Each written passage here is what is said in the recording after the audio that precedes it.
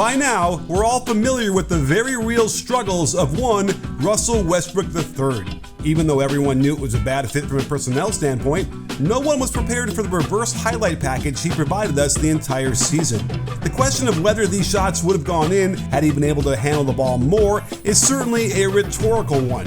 But what if there was a way to fix this and get Russ to only do those things? A quick look at his shot chart reveals a broken mess of bricks from all but 3 locations, and I know you're doing a double take at that left corner. Of his 18 makes, 8 of them came in March, when, improbably, Russ altered his mechanics a little bit. He had a much better rhythm dip on the catch and less hanging in the air before the release. He couldn't replicate this in the right corner. Check how early the arm swing up is compared to where it is at the same point on one of his left corner makes. Not only do they need to get him in that left corner more, but they must play him opposite LeBron so he's available when the inevitable collapse onto the king happens, making Russ a viable catch-and-shoot threat in the same way a guy like PJ Tucker has been for years.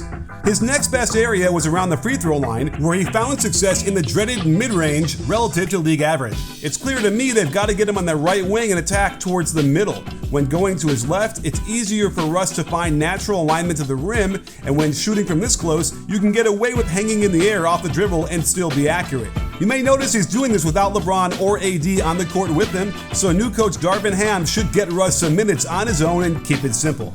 The only other area he was even close to being average in was the left side mid-range, and wouldn't you know it, these are all the bank shots he loves to shoot. I did a video in February explaining why he has to get rid of these shots, but I gotta say, in the long run, it was one of the more viable ways he had to get the ball in the hoop. He shoots these exclusively on the left side, since it's easier for a righty to accurately hit the board from this side, and when he properly controls the arc, keeping it at or below 45 degrees, he can get them to go in. The only issue is that these are all the stagnant isolations that keep the rest of his team standing around watching with no energy. In order to limit the egregious turnovers that plagued him in this season more than any other in his career, Ham will be wise to examine his assists and only run specific plays, like the ball screen from Anthony Davis on the left side of the floor that allows Russ to attack with a stronger right-hand dribble. He gets better penetration in this direction and was able to set AD up for much better shots going this way compared to when he tries to go to his left and isn't able to get the ball very close to the basket. This is also a good way to get LeBron cuts to the hoop, where Russ can draw the focus in that mid-range area and make the easy read. Of course, coexisting with LeBron is a must if the Lakers want to find meaningful success, and finding ways for Russ to attack on that left side into the middle is the way to go. Playing them opposite each other is also important so that Russ can attack off the catch from the wing, something he can do playing off of LeBron's penetration, and Ham has got to find more opportunities for this without question. And we all remember the old Andre Roberson backdoor play in OKC, right? Here it is with a distinctly better player in the corner, and there's no reason they don't run this once a game. An even bigger issue is the mental approach Russ needs to take heading into next season. I truly felt bad for him as his play deteriorated and even the home crowd started getting on him. I believe if he's willing to solely focus on the things that are working and get rid of everything else, his play will improve, the team will win games, and he'll maintain emotional equilibrium.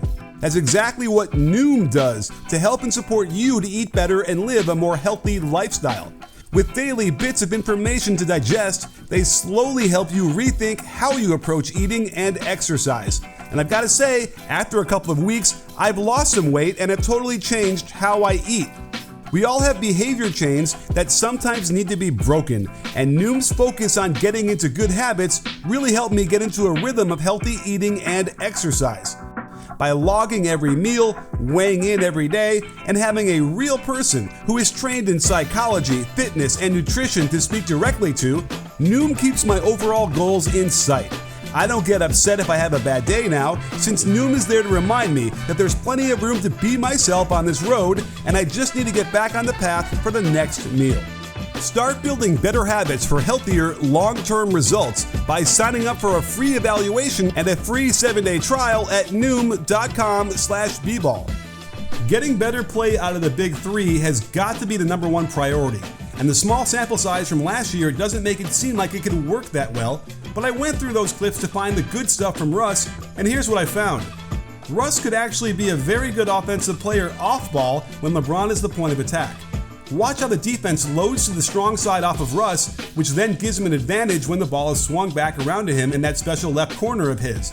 He attacks on the catch, blows by the closeout, which forces AD's man to rotate to the ball. The easy lob, easy dunk is something they can get often. It doesn't have to be out of the corner either. LeBron gets the entire defense turning their heads his way, almost all of them in the paint, with 4 defenders moving to him on the baseline drive. This gives Russ a chance to show off his vision and passing ability in the scramble.